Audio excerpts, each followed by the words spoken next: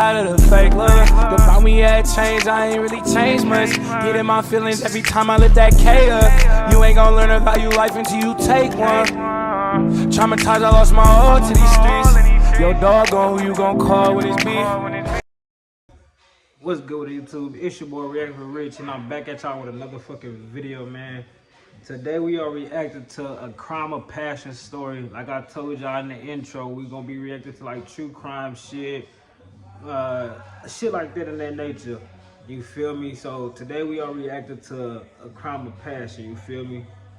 This big call, she gave him everything on New Year's Eve, and he still killed her. So let's see what the fuck they talking about on this vid, man. What's up? I'm ready to ride. You already know that, look. And the I hope. Make sure y'all got my fault. Make sure y'all got y'all Zah, cause it ain't gonna hit right if you ain't got Zah. No bad. So make sure y'all grab y'all wood. You feel me? This is a wood road and a fucking camo.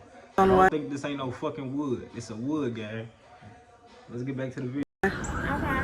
I just don't think Brittany thought that it would go that far. You see what I'm saying? And I mean, maybe none of us really thought that. I never expected it to be my family. I never expected it to be my sister to be murdered, cold murder in front of her 5-year-old.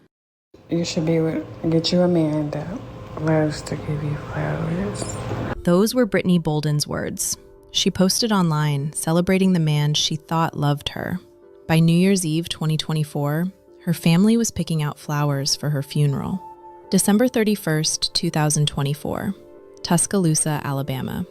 Brittany Bolden, a 34-year-old mother of 4, had been on the phone with her best friend all afternoon. FaceTime calls and text messages back and forth. During their last FaceTime call around 4 o'clock, her friend picked up on something. Brittany had this glow. She looked different, more radiant than normal. Her friend asked her about it. Brittany's response? She'd just put on makeup, that's all. That night, around 8:30, police got a call to Joyce Lewis Lane. When they arrived, Brittany was gone. Investigators weren't immediately sure what had happened. Then they spoke with the children who'd been in the home. What those kids told them changed the direction of the entire investigation. Lavelle Rogers, the man Brittany had been dating for just 1 year, was now facing a capital murder charge. That specific charge meant children were there when it happened, and what those children said is the only reason the truth came out. They'd been together for a year. During that time, he moved into her house, I ain't gonna lie, killing your wife is one thing, gang. But killing your wife while your kids in the crib is, nigga, it's mind-boggling. It's mind-blowing, my nigga, because knowing your kids in that crib, gang, knowing bullets ain't got no name, not knowing what direction this bitch can go. Not knowing what direction this bitch can go, gang, and you just shooting, and you shooting your wife, gang. Like, do you realize you're shooting the person you married? close to her 4 kids, and became part of the family. She was all about it, posting photos from Miami, celebrating his birthday, and wrote about how amazing he was on their anniversary. But people close to Brittany said things changed. The relationship got difficult. There were problems. Brittany started making plans to leave, and on December 31st, she was out with her mother looking at new places and getting ready for a fresh start.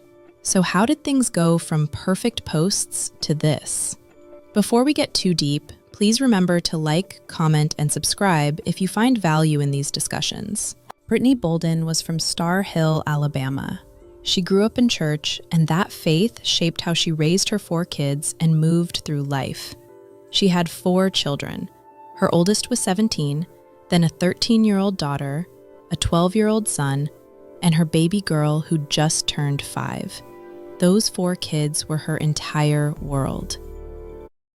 Now think about that, gang. You got 4 kids. You just took their mom out this world, gang. Cause I don't even know why, but we finna find the fuck out. And if it's for some bullshit, they need to get on your ass behind the bars, boy. They need to make sure your ass feel everything that she felt, gang. No bullshit. If it's for some bullshit ass reason, like if this could have been prevented, gang, we need to try to prevent that. But if it couldn't, like nah, fuck that. It could have been prevented. Brittany gang. worked multiple jobs, pulled long hours, did whatever it took to provide for them. People who knew her say she was nurturing and strong, the type of mother who always showed up no matter what. But she had her own dreams too. She was studying nursing at Shelton State, working toward a career where she could help people. Outside of work and school, she enjoyed the simple stuff, meeting up with friends for drinks and good laughs. Hi, look how you come me, I'm a little crazy. I got a fit on. One more too. Look, off work zeal. Y'all know how we doing. Her friends say she was the type of person who brought good energy wherever she went. And then, in the summer of 2023, she met Lavelle Rogers. He was 34, same age as Brittany, worked as a truck driver, spent a lot of time on the road. He had 2 daughters, 13 and 10, which meant they'd be blending a family of 6 kids total. At first, it all looked good. Lavelle sent flowers, gave her attention, and showed affection. He came across as someone who'd love Brittany and step up for her 4 children. She started calling him her bonus dad. And Brittany? She fell for it completely. Started posting about him online, celebrating what she thought she'd found. Their first holiday season together in 2023, she posted, "This is us waking up in the house with my man and kids during the holiday time. House smelling good, my man laid back watching the game, or we watching it together, us taking shots, kids running around, music blasting, just full of love." That post shows how safe she felt, the happiness. She believed this was it. She kept sharing more posts about how Lavelle helped around the house, stepped in when she was tired, engaged with the kids when she was overwhelmed. She wrote, "There ain't nothing like a man that helps you around the house, steps in when he sees you tired, engages with the kids when mommy is overwhelmed, cooks when you've been cooking 6 times a week, gives you a break to get yourself and mental together. Understand when it's that time of the month and you need a reset. A man that sees you and gets it is a man that deserves to be catered to when you're at your best." She was grateful, appreciative, in love. By Valentine's Day, she was publicly declaring her feelings. And when their 1-year anniversary came around on July 30th, 2024, she celebrated with a heartfelt post. "It's July 30th, 2024. I'm wishing this handsome guy of mine a happy birthday. We made it official a year ago and been rocking since then. Thank you for being such an amazing person in my life. I pray your birthday is just as special as you are. Hashtag my favorite Leo." They even went to Miami together. The photos show exactly what Brittany wanted people to see: laughter, happiness, and a beautiful blended family coming together. Everything looked right from the outside. But here's what those posts didn't show. People close to them say Lavelle didn't have a car when this relationship started. He was allegedly facing homelessness, and Brittany let him in, into her home and around her 4 children. My nigga, you was facing homeless and being a truck driver? What the fuck was you doing? Tricking off your damn bread, my nigga? You ain't got no car, but you a truck driver. Nigga, you make good fucking money. And you about to be homeless, gang? You ain't paying your rent? My nigga, you ain't paying your rent, my nigga? No car, no home of his own. Moving in with a single mother working multiple jobs, raising 4 kids, and going to nursing school. And judging by Brittany's posts, he played the part well at first, helping around the house, being present with the family. By the end of 2024, things were unraveling. Lavelle's posts on social media started changing. Cryptic messages about becoming better, about pain no one else could understand. Something had shifted. Meanwhile, Brittany, the woman who'd been posting about him constantly, went quiet. People close to Brittany say the relationship had gotten bad. Lavelle was allegedly struggling mentally and taking it out on her. He was controlling, insecure, jealous, trying to run her life while she kept trying to help him through whatever he was dealing with. I'm gonna stop pausing the vid. But see, it's that mask that them bitch ass niggas be putting it's like, I'm gonna show you that good side of me so I can get in good. And then when I'm down bad on my dick, and I come and you not need you, and you come through, and she said he was already mentally not there type shit or some shit like that. But my nigga, it's like you put on the front to get in the door. Then you get in the door, and then you take off the mask, and I'm about to beat the fuck out you for everything I'm going through. Like, what, my nigga? You wasn't doing that. You wasn't doing that when you was trying to get in good and grace, my nigga. Now you all the way in. Now you show your true colors. That's how that shit be. Police had been called to the home multiple times. There was a documented history of incidents between them. She stayed longer than she probably should have, trying to make it work. But there's only so much a person can take. Cassandra, Brittany's mother, spoke about this. That hope, that belief he'd change, kept Brittany in the relationship. Eventually, though, according to her best friend, Brittany knew she had to leave. She'd even expressed a fear to her friend that if she didn't get out, something bad might happen. She started planning to leave without letting him know. December 30th, 2024. Lavelle made 2 posts on social media. These would be his last posts of the year. A better version of myself is not a resolution for the New Year's. It's a requirement for me. Then, hours later, nobody sees my pain, but everyone sees my mistakes. Whatever he was dealing with internally, he wasn't getting help. And the next day, things would reach a breaking point. December 31st.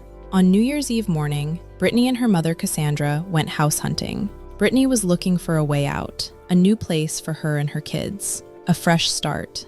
She kept it from Lavelle. She knew his ego, how controlling he was, how badly he handled any form of rejection. When she got back home that day, he was there. The kids were there too, all 6 of them. Her friend later posted, "Yesterday when we were on FaceTime, Brittany, you were glowing, and I asked you why you look like that. You said it was because you put on makeup, but you just look more beautiful than usual for some reason. I guess God's angels were getting you ready, and we didn't even know it." That evening, Brittany told Lavelle she'd been house hunting. She was done and finally moving on. Around 8:30 that night, police received a call. Shots had been fired at a home in the 3400 block of Joyce Lewis Lane. Officers arrived to find Brittany had lost her life. Initially, the circumstances weren't entirely clear, but when investigators spoke with the children who'd been there, the full picture came together. What those kids told them changed the investigation. The Tuscaloosa Violent Crimes Unit took over the investigation.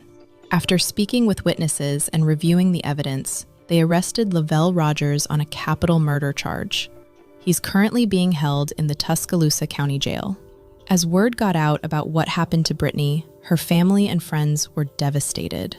Our Tuscaloosa newsroom now, the family of a woman who police say was killed by her boyfriend on New Year's Eve is speaking out. CBS 42's Avery Boyce has the story. Before Brittany Bolden could ring in the new year, at this home, her life was taken away. She was a daughter, a sister, and a mother of 4. But she had a kind heart, a kind spirit, and I was proud to say she was my daughter.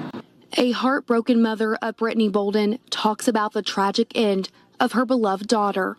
According to the Tuscaloosa Violent Crimes Unit, on December 31st, Bolden was shot and killed by her boyfriend, Lavelle Rogers. I just don't think Brittany thought that it would go that far. You see what I'm saying? And I mean, maybe none of us really thought that. I never expected it to be my family.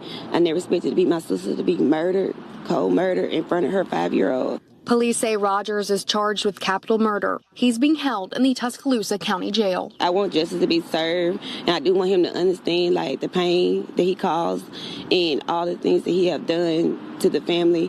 According to police and Bolden's family, there was domestic violence issues in the past. I can't help her, but I hope I can help some other women out there that may be going through the same thing, and hopefully they can get out and get help, because it's not going to change. I think that's what the problem was with Brittany. She kept thinking that it was going to get better and hoping that it would, but it just didn't. I just want anyone, please, if you're in a domestic violence relationship, please reach out. Just get someone to help.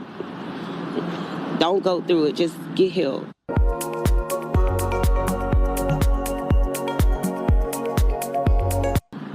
The family says Bolden did not have life insurance, so they started a GoFundMe to give her a proper burial. The goal is $7,000.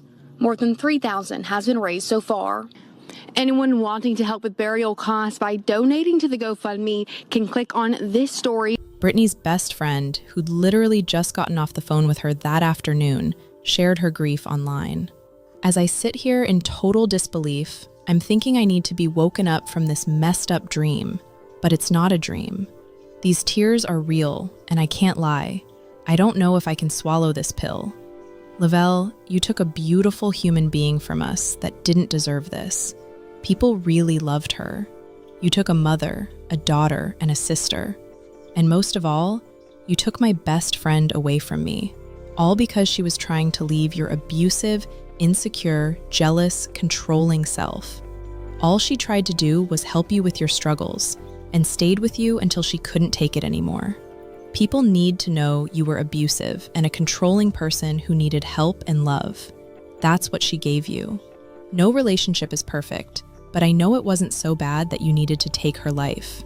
We had so many plans for 2025, and my friend felt like something bad was going to happen.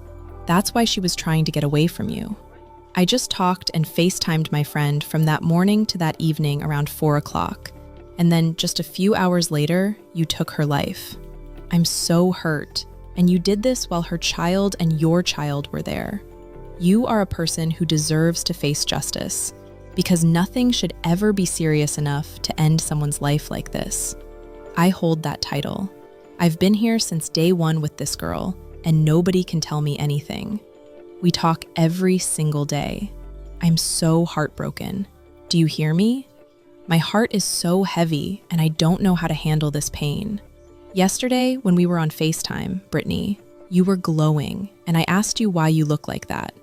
You said it was because you put on makeup, but you just look more beautiful than usual for some reason. I guess God's angels were getting you ready, and we didn't even know it. Anybody who knows us and our friendship knows we didn't play about each other, and I was the only one you ever called best friend, no matter what. I'm going to hold that title forever, Brittany. I love you so much. I just can't believe this is real. What do I do with this pain, God? I just can't believe it. Praying for her kids and her mother, Cassandra. Love you always. Brittany's family spoke publicly. Her sister talked about the children who were there. Cassandra, as mentioned, had urged other women experiencing abuse to seek help before things escalate. The family also revealed another painful detail. Brittany had no life insurance. The family started a GoFundMe for burial costs, goal of $7,000. The community had raised over $3,000, but it wasn't enough yet. Tributes flooded social media as news spread. Classmates, relatives, friends, and strangers all shared memories and grief. But beyond the personal tributes, a broader conversation was happening. Women across the country saw themselves in Brittany's story. They recognized the controlling behavior, the hope that kept her trying, and the danger of leaving. Single mothers especially could relate. The vulnerability of wanting someone good for your kids, the tendency to overlook red flags when you're hoping for the right partner. And everyone kept circling back to one fact. Leaving an abuser is often when things turn deadly.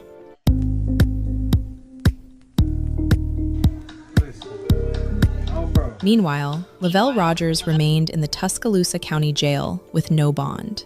In Alabama, capital murder carries either the death penalty or life without parole. The charge applies to murders committed under specific circumstances, including when children are present. The legal process would move forward: court dates, evidence, testimony. But for Brittany's family, none of that would bring her back. Brittany's 4 children had lost their mother. The community rallied to support them, but nothing could replace what they'd lost. On January 11th, 2025, nearly 2 weeks later, Brittany's funeral was held. Family, friends, classmates, and church members came together. They remembered her faith, her commitment to her children, her ambition to become a nurse, her kindness, even when it wasn't returned. But alongside the memories was anger. She was too young. Her children needed her, She had so much ahead of her. There was guilt, too. People replaying conversations, wondering if they'd missed something. The funeral allowed people to honor Brittany, but it didn't ease the pain. Cassandra's words resonated. Her call for women experiencing abuse to seek help before things escalate. Stories like Brittany's happen too frequently. For abuse victims, leaving an abuser is often the most dangerous time. Our hearts go out to Brittany's family and friends as they navigate this unimaginable loss. Rest in peace, Brittany Bolden. Hi, friend. What's up? I'm ready to ride. You already know that, look. And the I hope it's on the way. What's up? Listen. If you a female, my nigga, and them niggas out there putting their hands on y'all bird, leave that nigga alone. Cause I'm telling you, it's gonna only escalate. It's not gonna get better. He gonna tell you, oh babe, I'm sorry, I ain't gonna do it again. He gonna do it again. He gonna fuck around and do it again. Let him get as mad as he got last time. He gonna do it again. So you gotta leave them niggas alone, gang. Don't think it's gonna get better, cause it's not gonna get better. It's only gonna get worse, bro. Long live shorty in the video, bro, cause bro, losing your mama is like your youngest is 5 years old, gang. Like that's, and you heard the shots. You heard the shots. You heard her getting killed. Like that's traumatizing as fuck, bro. Cause like my nigga, them not even your kids. So I guess you didn't even care. You try to leave me, hell nah. So you just about to risk it all. Throw your life away. Fuck it. It's like 1 million females out here, my nigga. You couldn't go find another one? You gotta kill. You weird, my nigga. They need to get your ass life without fucking parole. Throw that nigga under the jail, bro. Fuck all that, bro. Until next time, man, I'm gonna catch y'all. Make sure y'all like and subscribe. Type in the comments what y'all want to see next, gang, because you're gonna see a lot of more of them videos, bro. I'm high as hell. I ain't gonna lie. I'm geek. No doubt, nigga. So make sure y'all like, comment, and subscribe, bro. I'm out. Out of the fake love, the about me had changed, I ain't really changed much. Get in my feelings every time I lift that K up. You ain't gonna learn to value life until you take one. Traumatized, I lost my all to these streets. Your dog on who you gon' call when it's beef.